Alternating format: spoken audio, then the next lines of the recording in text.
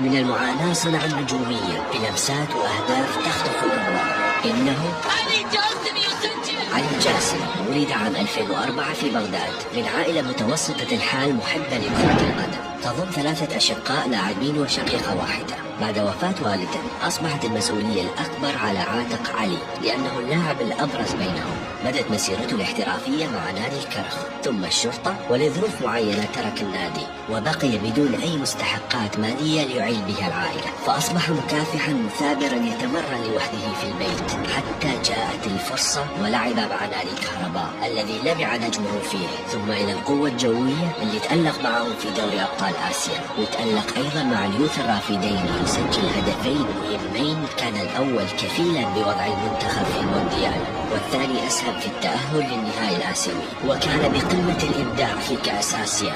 اكتبوا رسائلكم العالية في التعليقات.